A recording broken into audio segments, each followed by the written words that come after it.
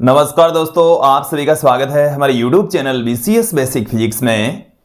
आज की इस वीडियो में हम कक्षा 11 जो NCERT की पाठ्य पुस्तक है उसके सेकंड चैप्टर मात्रक एवं मापन का एक टॉपिक लेकर चलेंगे। आज का जो हमारा टॉपिक है वो है त्रुटि, भौतिक राशियों के मापन में त्रुटि। विद्यार्थियों, यदि आप हमारे YouTube चैनल पर नए हैं तो चैनल को सब्सक्राइब कर लीजिए, साथ में बेल आइकन भी दबा दीजिए ताकि आपको आगे की वीडियोज की नोटिफिकेशन मिलते रहें। अब इस वीडियो को स्टार्ट करते हैं। सबसे पहले हम बात करेंगे त्रुटि। देखिए, त्रुटि का मतलब है एरर, गलती। अब ये गलती क्या है? जैसे हम बोलने में गलती हो जाती है, लिखने में गलती हो जाती है, कई बार देखने में भी गलती हो जाती है। एक्चुअल जो स्थिति है वो हम नहीं देख पाते, तो देखने में गलती हो सकती है, बोलने में भी गलती हो सकती है, सुनने में गलती हो सकती है, लिखने में गलती हो सकती है। तो ये जो गलतियां होती हैं उसी को ही हम क्या कहते हैं? त्रुटि कहते हैं। तो त्रुटि का मतलब होता है गलती, कहीं ना कहीं कुछ ना कुछ कमी रही है, जो यथार्थता है उसको हम नहीं देख पा रहे हैं, नहीं सुन पा रहे हैं, उससे थोड़ी सी भिन्नता है, तो उसको हम कह रहे हैं त्रुटि। हम यहां पर भौतिकी में जो त्रुटि होती है वह है भौतिक राशियों के मापन में त्रुटि। एक्चुअल में इस टॉपिक का नाम क्या होना चाहिए? भौतिक राशियों के मापन में त्रुटि। अब देखिए, जैसे मैं यहां पर एक एग्जांपल ले लेता हूं। हमारे पास में दो व्यक्ति हैं, ये जैसे कोई दो व्यक्ति हैं और इन दोनों के मैं द्रव्यमानों की बात करूं तो एक व्यक्ति छोटा है, दूसरा बड़ा है। इनके जो द्रव्यमान हैं वो अलग अलग होंगे।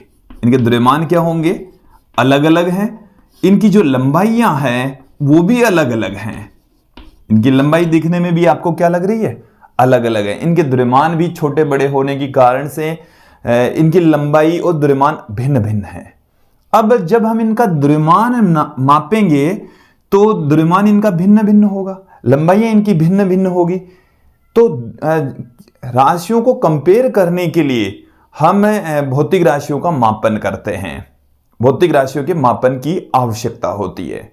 तो जब हम किसी भौतिक राशि का, जैसे ये हमारे पास में एक भौतिक राशि है, ये एक अन्य भौतिक राशि है, इन भौतिक राशियों का मापन करते हैं तो जो मापन है वो वास्तविक मान से थोड़ा सा भिन्न होता है।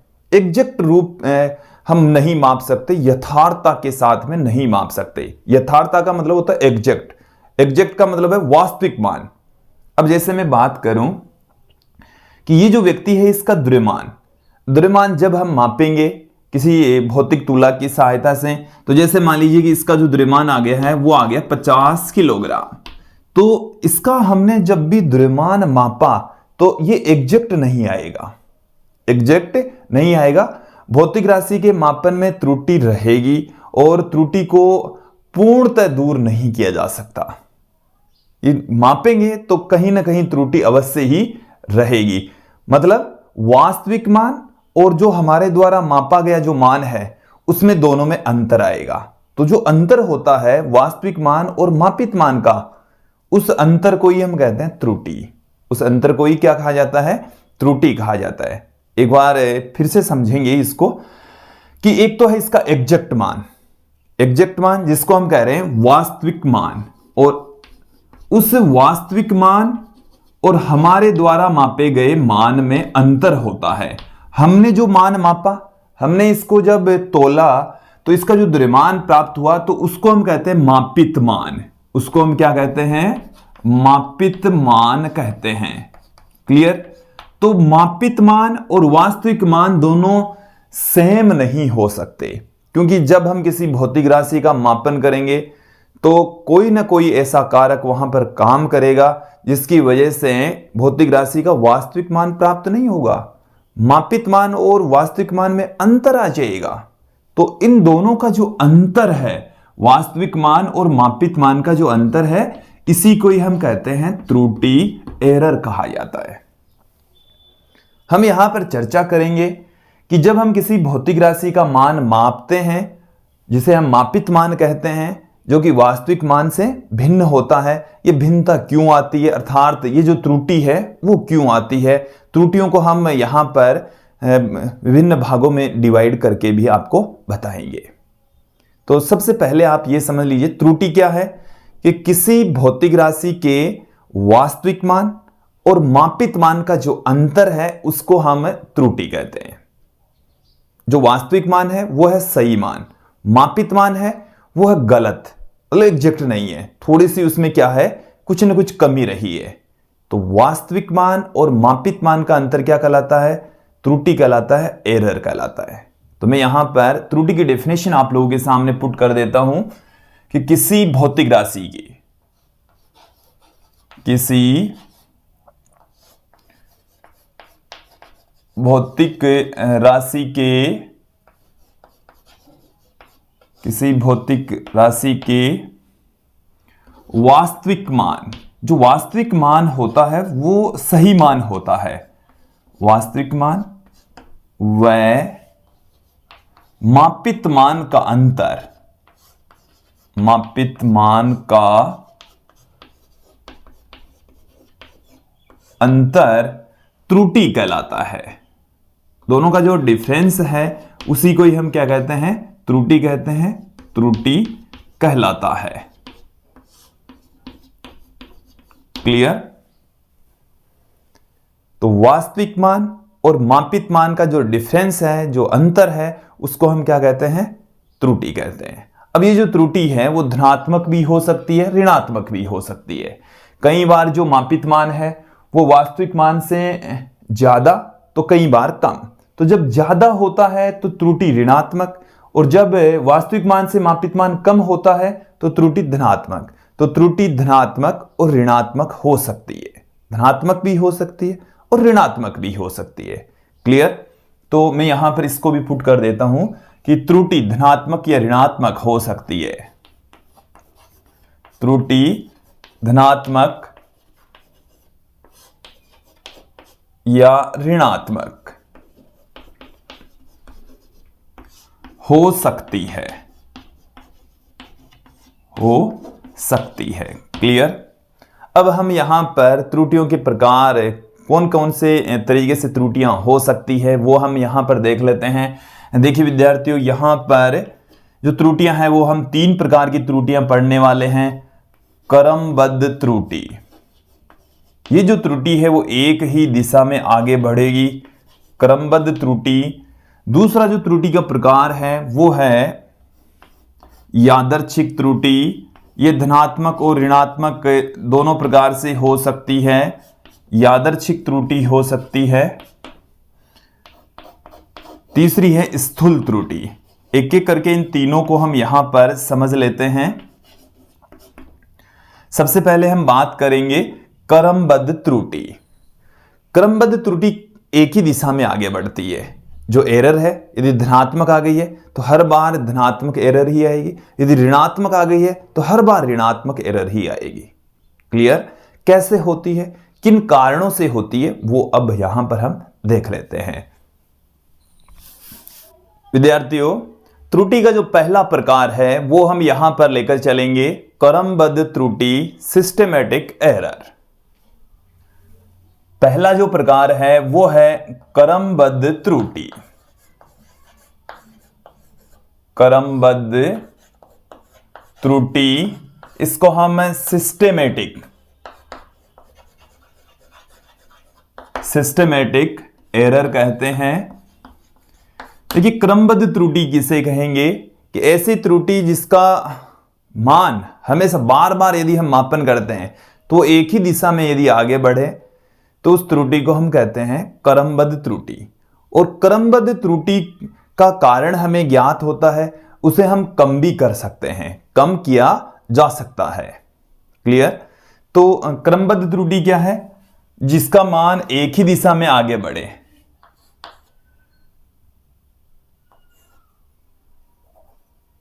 क्रमबद्ध त्रुटि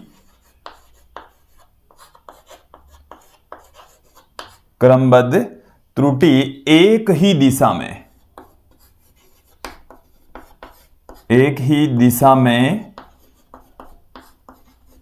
होती है। इसका मतलब समझिए कि त्रुटि धनात्मक है तो हर बार धनात्मक त्रुटि ही प्राप्त होगी, और ऋणात्मक है तो हर बार ऋणात्मक त्रुटि ही प्राप्त होगी। और इस त्रुटि का कारण हमें ज्ञात होता है और इसे हम कम करने का प्रयास कर सकते हैं, थोड़ा बहुत कम कर सकते हैं। हालांकि एकदम शून्य तो नहीं कर सकते, ऐसा तो पॉसिबल ही नहीं है। तो क्रमबद्ध त्रुटि का कारण ज्ञात होता है, इस त्रुटि का कारण हमें ज्ञात होता है, इस त्रुटि का कारण कि किन कारणों से हो रही है इसका हमें पता होता है, कारण ज्ञात होता है तथा इसे कम किया जा सकता है, तथा इसे कम कर सकते हैं, कम किया जा सकता है, कम किया जा सकता है। क्लियर। अब जो क्रमबद्ध त्रुटि है किन कारणों से होती है, क्रमबद्ध त्रुटि के होने के कुछ कारण हम आप लोगों के सामने रखेंगे और उनको हम समझेंगे भी। तो सबसे पहले देख लेते हैं कौन कौन से कारण हैं क्रमबद्ध त्रुटि के कारण। क्रमबद्ध त्रुटि के कारण कौन से कारण हो सकते हैं? पहला जो कारण है वो है यंत्रगत त्रुटि या यंत्रों के कारण, यंत्रों के कारण। अब इसको आप समझें कि यंत्र में कुछ ना कुछ कमी है और उस कमी की वजह से भौतिक राशि के मापन में यदि त्रुटि होती है तो उस त्रुटि को हम क्रमबद्ध त्रुटि कहते हैं। जैसे मान लीजिए आपके पास में कोई भौतिक तूला है और भौतिक तूले में इस तरीके से मैं एक तूला लेकर चल रहा हूं, यहां पर इसमें हम एक तरफ बाट रखते हैं और एक तरफ हम रखते हैं वस्तु। एक तरफ इसमें बाट रखा जाता है, एक तरफ इसमें क्या रखा जाता है? वस्तु रखा जाता है। तो यहां पर हमने रख दिया है एक वस्तु रख दी हमने, ये हमने क्या पुट कर दिया है, एक तरफ एक वस्तु रख दी, तो दूसरी तरफ हमें क्या रखना होता है? बाट रखना होता है। इसको किसी वस्तु के इसका द्रव्यमान का जब मापन करते हैं तो भौतिक तूले का प्रयोग करते हैं और इस तरीके से मापन किया जाता है। अब विद्यार्थियों इसमें त्रुटि किस वजह से हो सकती है कि जब हम भौतिक राशि का, जैसे ये कोई हमारे पास में वस्तु है, इस वस्तु का द्रव्यमान यदि हम माप रहे हैं तो मापने से पूर्व इस वस्तु को भी बाहर रखिए, इसको बाटों को भी बाहर रखिए, पलड़े से बाहर रख दीजिए। और जब पलड़े से बाहर रखने के पश्चात ये जो क्षैतिज यहां पर जो डंडा है वो एकदम क्षैतिज होना चाहिए। यदि पहले से ही ये एक और झुका होता है तो इस वस्तु के द्रव्यमान के मापन में अवश्य कोई ना कोई त्रुटि रह ही जाएगी। क्लियर। तो ये जो यहां पर जो डंडा आप लोगों को दिख रहा है जिससे दोनों पलड़े लगे हुए हैं, ये एकदम क्षैतिज रहना चाहिए। यदि क्षैतिज नहीं है तो पहले से ही इस यंत्र में ही त्रुटि है। ये द्रव्यमान का मापन करता है, तुला है, और इस तुले के अंदर पहले से ही क्या रहेगी? त्रुटि रहेगी। इसी प्रकार से मैं बात करूं कि जैसे मान लीजिए कि लंबाई मापने का हमारे पास में फीता है और जो टेलर है वो लंबाई का मापन करने के लिए प्लास्टिक के फीते का प्रयोग करते हैं और उसे बार बार यूज में लेने के पश्चात जो प्लास्टिक का फीता है उसकी लंबाई में वृद्धि हो जाती है। उसकी लंबाई में क्या हो जाएगी? वृद्धि हो जाएगी। और लंबाई में जब वृद्धि हो जाती है तो जैसे एग्जैक्ट जो 1 मीटर है उसकी बजाय वो 101 सेंटीमीटर मापता है। 1 मीटर की बजाय वो कितना माप रहा है? 101 सेंटीमीटर, मतलब 100 सेंटीमीटर की जगह वो 101 सेंटीमीटर माप सकता है। देखो मेरी बात को सुनना कि जैसे ये 1 मीटर का फीता है, प्लास्टिक का फीता है, 1 मीटर का है, इसका मतलब है यहां पर 0 और यहां पर है 100 सेंटीमीटर। बट प्लास्टिक के फीते को जब आप बार बार यूज में लेंगे तो उसकी लंबाई में थोड़ी सी क्या हो जाएगी? वृद्धि हो जाएगी। अब हालांकि उसके ऊपर लंबाई में क्या हो गई? उसकी वृद्धि हो गई, तो लंबाई में क्या हो गया? वो थोड़ा सा बड़ा हो गया। तो एग्जैक्ट उसमें 100 की जो रीडिंग है वो तो यहीं पर रह गई है। अब वो 1 मीटर जब मापेगा ना तो उसका जो मान है वो 101 सेंटीमीटर, एग्जैक्ट जो मान है वो 101 सेंटीमीटर, जबकि उस फीते से कितना मापा जा रहा है? 100 सेंटीमीटर मापा जा रहा है। तो इस यंत्र में ही कमी आ गई और यंत्र में कमी आने की वजह से त्रुटि होगी। इसी प्रकार से आप अन्य एग्जाम्पल भी ले सकते हैं। जैसे कोई यंत्र है उसमें जो शून्यांक की पाठ्यांक होता है, शून्य वाली जो स्थिति होती है, यदि उसमें उसको शून्यांकी नहीं किया गया है। जैसे हम पेट्रोल पंप से तेल भरवाते हैं, पेट्रोल डीजल भरवाते हैं, तो सबसे पहले यही देखेंगे कि उसमें शून्य है कि नहीं है। 0 लीटर से स्टार्ट करेंगे, 0 लीटर से स्टार्ट नहीं कर रहे हैं तो पहले से ही उसमें त्रुटि है, पहले से ही उसमें क्या मौजूद है, त्रुटि मौजूद होती है। और त्रुटि यदि पहले से ही मौजूद है तो भौतिक राशि के मापन में अवश्य त्रुटि होगी। तो यंत्र की वजह से त्रुटि हो सकती है। तो ये मैंने एग्जाम्पल के जरिए आप लोगों को समझाया कि यंत्र में ही त्रुटि है तो अवश्य भौतिक राशि के मापन में त्रुटि होगी, और ऐसी त्रुटि को हम क्या कहते हैं, क्रमबद्ध त्रुटि कहते हैं। और भी बहुत सारे एग्जाम्पल हैं, बट मैंने यहां पर समझा दिया वीडियो ताकि ज्यादा लंबा नहीं हो। फिर दूसरी जो त्रुटि है वह व्यक्तिगत कारण। व्यक्तिगत कारण, व्यक्तिगत कारण का मतलब समझिए आप कि व्यक्ति के कारण से, खुद व्यक्ति के अनुभव की कमी से हो सकती है कि जैसे मापने का तरीका नहीं पता हो, भौतिक राशि के मापन का यदि पता नहीं हो किस तरीके से मापा जाता है, तो वहां पर क्रमबद्ध त्रुटि उत्पन्न हो सकती है। अनुभव की कमी के कारण से, जैसे किसी भौतिक राशि के मापन के लिए उस उपकरण को चलाना भी आना चाहिए। भौतिक राशि का मापन करने के लिए हम किसी न किसी उपकरण की सहायता से उसका मापन करेंगे, और मापन करते समय यदि उस उपकरण के बारे में जानकारी अधूरी है, मापन करना नहीं आता है, तो क्रमबद्ध त्रुटि उत्पन्न हो जाएगी। तो जैसे मैं बात करूं, हमारे पास में यह है कोई एमीटर। तो एमीटर के अंदर क्या होता है, एक संकेतक लगा होता है। प्रारंभ में वो होना चाहिए 0 पर, 0 पर नहीं है तो यंत्र की वजह से त्रुटि उत्पन्न होगी। अब इसमें जब रीडिंग होती है तो इस तरीके से इसमें रीडिंग्स लिखी होती है, इसमें बारीक बारीक से बिल्कुल छोटे छोटे खाने इसमें और बने होते हैं। और जब संकेतक घूमकर किसी एक ऐसे आ गया, यहां पर पहुंच गया, अब यहां पर पहुंच गया तो इसकी रीडिंग लेते समय बिल्कुल इसके सुई के सामने, इस यंत्र के ठीक सामने खड़ा होना चाहिए। हमारी जो आंखें हैं वो इसके बिल्कुल ठीक सामने होनी चाहिए। क्लियर? अब ये ठीक सामने नहीं है, यदि मैं यहां से देख रहा हूं तो ये जो सुई है वो इधर वाली रीडिंग को दिखाएगी, और यदि मैं इधर से देख रहा हूं तो ये इधर वाली रीडिंग के सिद्ध में हो जाएगी। क्लियर? तो यदि किसी भौतिक राशि के मापन में जो यंत्र का प्रयोग हो रहा है, उस यंत्र के बारे में जानकारी अधूरी है, मापना नहीं आता, अनुभव की कमी है, तो भी क्रमबद्ध त्रुटि उत्पन्न हो सकती है। कौन सी त्रुटि उत्पन्न हो सकती है? क्रमबद्ध त्रुटि उत्पन्न हो सकती है। क्लियर? इसी प्रकार से जैसे ये एक्चुअल में व्यक्ति के कारण, इसका मतलब यह है कि किसी भौतिक राशि का जब मापन कर रहे होते हैं तो उस भौतिक राशि के मापने वाला जो उपकरण है उसकी जानकारी नहीं है, अनुभव की कमी है, उस वजह से ये त्रुटि उत्पन्न होती है। फिर हम अगले बिंदु की ओर बढ़ते हैं। तीसरा जो बिंदु है वह पूर्ण स्थिरता की कमी के कारण से। पूर्ण स्थिरता की कमी के कारण, देखो इसका मतलब क्या है, पूर्ण स्थिरता की कमी की वजह से भी क्रमबद्ध त्रुटि उत्पन्न हो सकती है। हमें त्रुटि का कारण पता है, त्रुटि हो रही है, फिर भी हम उसको दूर नहीं कर सकते।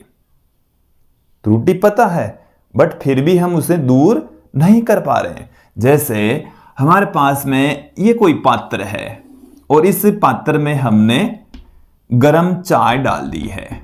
क्या डाल दी है हमने? गरम चाय डाल दी। और इस गरम चाय का ताप मापने के लिए हमने लगा दिया यहां पर थर्मामीटर। ये हमने इसमें क्या डाली है? गरम चाय डाली है। ये क्या है? ताप मापी है, थर्मामीटर है। क्लियर? अब देखिए, हम इसकी जब रीडिंग ले रहे होते हैं तब इस चाय से बाहर की ओर लगातार विकिरणों का उत्सर्जन होता रहता है। हमें पता है कि गर्म चाय है तो ये वातावरण के अंदर क्या करेगा? विकिरणों का उत्सर्जन करेगा। और विकिरणों का उत्सर्जन करता है तो जो रीडिंग है वो लगातार चेंज होती रहती है, उसमें परिवर्तन आता रहता है, एग्जैक्ट मान हम नहीं माप पाते हैं। तो विद्यार्थियों, हमें कारण पता है, कि विकिरणों के उत्सर्जन की वजह से इसके ताप में कमी आ रही है, तो उस वजह से इसके अंदर त्रुटि उत्पन्न होती है। तो ये क्या है, तीसरा जो कारण है वो है पूर्ण स्थिरता की कमी के कारण से जो भौतिक राशि है उसका मान ही लगातार बदल रहा है। यहां पर ताप का मान ही खुद ही क्या हो रहा है, लगातार चेंज हो रहा है। तो पूर्ण स्थिरता की कमी के कारण से क्रमबद्ध त्रुटि उत्पन्न हो सकती है। चौथा कारण देखिए, बाह्य कारकों के कारण। बाह्य कारकों के कारण, बाह्य कारकों के कारण। तो बाह्य कारक भी भौतिक राशियों के मापन में त्रुटि क्रिएट कर देते हैं, त्रुटि पैदा कर देते हैं। मैं कुछ एग्जाम्पल आप लोगों के सामने रखता हूं, जैसे वायु का दाब। वायु का दाब, हम वायु का दाब ही माप रहे हैं और वायु की जो डेंसिटी है वो लगातार चेंज होती रहती है, तो उसकी वजह से वायु दाब का जो मान है उसमें त्रुटि उत्पन्न हो जाती है। मैं बात करूं ध्वनि के वेग की, जब हम ध्वनि का वेग ज्ञात करते हैं तो वो वायु में की आर्द्रता से प्रभावित होता है। ध्वनि का जो वेग है वो आर्द्रता में कम ज्यादा होता है। आर्द्रता यदि चेंज हो रही है तो ध्वनि का वेग भी चेंज हो जाता है। तो ध्वनि का जब वेग हम ज्ञात कर रहे हैं तो आर्द्रता स्थिर होनी चाहिए, जो कि पॉसिबल नहीं है। वायु गति करती रहती है, वायु चलती रहती है, और वायु के चलने से जो आर्द्रता है उसमें थोड़ा बहुत फर्क अवश्य ही आ जाता है। और जब थोड़ा बहुत आ जाता है तो ध्वनि के वेग में ही क्या आ जाती है, त्रुटि आ जाती है। तो बाह्य कारक जैसे हो सकता है दाब हो सकता है ताप हो, विकिरणों का उत्सर्जन हो, या हम बात करें आर्द्रता हो, तो इन सारी राशियों के कारण से भौतिक राशि के मापन में एक त्रुटि उत्पन्न हो जाती है, जिसे क्रमबद्ध त्रुटि कहा जाता है। तो ये बाह्य जो कारक हैं वो कौन कौन से हो सकते हैं, ताप हो सकता है, दाब हो सकता है, आर्द्रता हो सकती है। ये कुछ बाह्य कारण होते हैं। आर्द्रता है तो इनकी वजह से क्रमबद्ध त्रुटि उत्पन्न हो सकती है। क्रमबद्ध त्रुटि उत्पन्न होने के मैंने कुछ कारण आप लोगों के सामने रखे हैं। ये थी सिस्टमेटिक एरर। अब हम बात करेंगे यादृच्छिक त्रुटि, रैंडम एरर। देखिए क्या है, इसको एक बार मैं यहां से हटा देता हूं।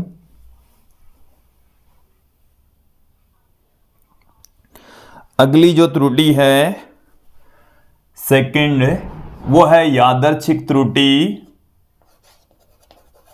यादृच्छिक त्रुटि, इसको हम कहते हैं random error. Random error, clear विद्यार्थियों? इस त्रुटि पर हमारा कोई वश नहीं है। यदि अलग अलग व्यक्ति किसी भौतिक राशि का मापन करता है तो उनमें अलग अलग त्रुटियां प्राप्त होती है। जैसे हमारे पास में कोई द्रव्यमान है और द्रव्यमान को हम किसी भौतिक तुल्य की सहायता से मापें तो अलग अलग व्यक्तियों के पास में उनका जो द्रव्यमान है वो अलग अलग प्राप्त होता है। तो हम उस त्रुटि को यादृच्छिक त्रुटि कहते हैं। तो यादृच्छिक त्रुटि अलग अलग होगी, अलग अलग व्यक्ति के पास में अलग अलग प्राप्त होगी। अब ये जो त्रुटि है इसको कैसे कम कर सकते हैं कि जितने अधिक हम पाठ्यांक लेंगे भौतिक राशि का, जब मापन करते हैं तो जो मान हम मापते हैं उसको हम कहते हैं पाठ्यांक। जितने पाठ्यांक लेंगे, जितने हम मापित मान लेंगे, त्रुटि उतनी ही कम होती चली जाएगी। जब हम उनका एवरेज लेकर त्रुटि को कम कर सकते हैं, और एवरेज जो होता है उसको हम शुद्ध मान मान सकते हैं, वास्तविक मान ले सकते हैं। तो देखिए एक बार समझेंगे इसको कि जब हम किसी भौतिक राशि का मापन करते हैं तो उसमें धनात्मक ऋणात्मक दोनों प्रकार की त्रुटियां हो सकती है। दोनों पॉसिबिलिटीज वहां पर है। अलग अलग व्यक्ति के द्वारा जो त्रुटि है वो अलग अलग प्राप्त होती है। तो ऐसी त्रुटि को हम यादृच्छिक त्रुटि कहते हैं। मैं यहां पर एक एग्जाम्पल आप लोगों के सामने रख रहा हूं कि जैसे हमारे पास में कोई भौतिक राशि है और भौतिक राशि के मापित मान, मापित जो मान है वो हमारे पास में है, जैसे A1 है, A2 है, A3 है, डॉट डॉट डॉट, हमने n रीडिंग ली तो an है। देखिए A1 A2 A3 dot dot dot an, ये हमारे पास में किसी भौतिक राशि के मापित मान है, और ये वास्तविक मान से इनमें थोड़ी थोड़ी भिन्नताएं अवश्य ही है। तो अब हम किसी भौतिक राशि का जब एग्जैक्ट मान यदि ज्ञात करना चाहें तो इनका आप एवरेज ले लीजिए। तो जो वास्तविक मान है वो किसी भौतिक राशि के जो विभिन्न मान आपको प्राप्त हुए हैं उनका औसत के बराबर ले सकते हैं। तो वास्तविक मान को हम am से पुट कर रहे हैं, जो कि इन सभी मानों के औसत के बराबर होगा। Clear? Dot dot dot an, और जब हम n का इससे भाग लगा दें तो ये हमारे पास में आ जाएगा वास्तविक मान। एक बार फिर से समझें इसे कि एक हमने भौतिक राशि ले ली, जैसे हम जल का अपवर्तनांक ले सकते हैं, किसी तार का प्रतिरोध ले सकते हैं। तो जो मान यदि हमने मापा, अपवर्तनांक हो सकता है, ये प्रतिरोध हो सकता है, तो पहले मान मापा तो A1 प्राप्त हुआ, दोबारा जब मान मापा तो A2, फिर जब तीसरी बार मापा तो A3 A4, ऐसे ही nवीं बार में an प्राप्त हुआ। अब इन सब का हम औसत ले लेंगे, n का भाग लगा देंगे, n रीडिंग्स है तो n का भाग लगा देंगे। n का भाग लगाने के पश्चात हमें जो वैल्यू प्राप्त होगी वो वास्तविक मान होगा। वो उनका क्या होगा? वास्तविक मान होगा। क्लियर? मैं यहां से आपको एक एग्जाम्पल के जरिए भी समझा दूंगा। देखिए, इसे हम इस तरीके से भी पुट कर सकते हैं, समेशन की फॉर्म में भी पुट किया जा सकता है। Summation i equal to 1 to n ai, इस तरीके से भी वास्तविक मान को हम पुट कर सकते हैं। ये हमारे पास में माध्य मान या वास्तविक मान होता है। तो जितनी ज्यादा आप रीडिंग लेंगे, पाठ्यांक लेंगे, त्रुटि उतनी ही गुणा कम होती जाएगी। इस स्टेटमेंट को भी सुन लीजिए, यदि आप पाठ्यांक n गुणा बढ़ा देते हैं तो त्रुटि 1/n गुणा कम हो जाएगी। जितने पाठ्यांक होंगे त्रुटि उतनी ही कम होती चली जाएगी। जैसे मेरे पास में जल के अपवर्तनांक हम यहां पर ले लेते हैं। कुछ पाठ्यांक हैं, जैसे 1.33, दूसरा जो पाठ्यांक हमने जब लिया तो 1.32, तीसरा जब हमने पाठ्यांक लिया तो 1.31, चौथा जब हमने पाठ्यांक लिया तो 1.34, पांचवा जब हम पाठ्यांक लेते हैं तो 1.35। ये इस तरीके से पाठ्यांक प्राप्त होते हैं। अलग अलग हमने 5 पाठ्यांक आप लोगों को दिखाए हैं। और जब हम एग्जैक्ट मान यदि हम इनसे ज्ञात करना चाहें जल के अपवर्तनांक का, तो आप क्या करेंगे? इन सब को जोड़ दीजिए और 5 रीडिंग आपने ली है तो 5 का भाग लगा दीजिए। तो हमारे पास में जल का जो अपवर्तनांक है उसका वास्तविक मान हमें प्राप्त हो जाएगा। वास्तविक मान को हम am से पुट कर देते हैं। अब देखिए, इन सब का जब आप जोड़ करेंगे तो हमारे पास में कितना आएगा? देखो ये आएगा 16.5। इसमें जब हम 5 का भाग लगाएंगे तो 3 आ गया। तो देखिए यहां से 16.5, एक बार दोबारा आप इसका जोड़ देखें तो 1 1 1 1, ये 5 बार हो गया। तो ये आ गया हमारे पास में 6.65 आ गया। इसमें जब हम भाग लगाएंगे तो 1, फिर 0.1, चलिए जो जोड़ है वो भी एकदम सही। 1 यहाँ 16 हो गया, फिर 15 में 3 आ गया, फिर 1 शेष रह गया 3। तो ये हमारे पास में एग्जैक्ट मान आएगा। इन सब का जोड़ करके 5 का भाग लगा देंगे क्योंकि हमने 5 ही पाठ्यांक लिए हैं। क्लियर? अब हम अगली त्रुटि की ओर बढ़ते हैं। जो लास्ट वाली जो त्रुटि है वो है स्थूल त्रुटि। स्थूल त्रुटि, इसको हम ग्रॉस एरर कहते हैं। क्या कहा जाता है? ग्रॉस एरर, इसको हम कहते हैं स्थूल त्रुटि। ग्रॉस एरर क्या है? एक बड़ी मिस्टेक होती है, इसलिए इसको हम कह रहे हैं स्थूल का मतलब होता है मोटी बड़ी मिस्टेक। अब ये कब कैसे हो सकती है? जब हम बोलते हैं तब हो सकती है, लिखने में हो सकती है, सुनने में हो सकती है, गणना करने में हो सकती है। ये सब कुछ पॉसिबिलिटी है। बोलते समय पॉसिबिलिटी है, बोलते समय जो त्रुटि होती है, बोलते समय यदि हम गलत बोल देते हैं, पाठ्यांक ही गलत बोल दिया तो वो एक बड़ी मिस्टेक है, स्थूल त्रुटि होती है। लिखते समय यदि गलत लिख दिया तो एक बड़ी मिस्टेक हो जाती है, तो उसको हम स्थूल त्रुटि कहते हैं। सुनते समय भी यदि हमने गलत सुन लिया तो भी एक बड़ी मिस्टेक हो जाती है। गणना करते समय जोड़ बाकी गुणा भाग यदि हम सही नहीं कर पा रहे हैं तो भी एक बड़ी मिस्टेक हो जाती है, जिसको हम स्थूल त्रुटि कहते हैं।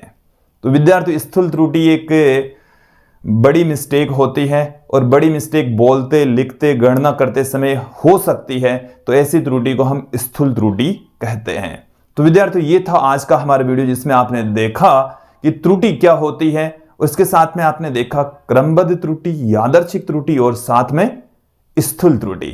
आज के इस वीडियो में इतना ही। अगला जो हमारा वीडियो आएगा उस वीडियो में आप देखेंगे निरपेक्ष त्रुटि, आपेक्षिक त्रुटि, प्रतिशत त्रुटि के बारे में अध्ययन करेंगे।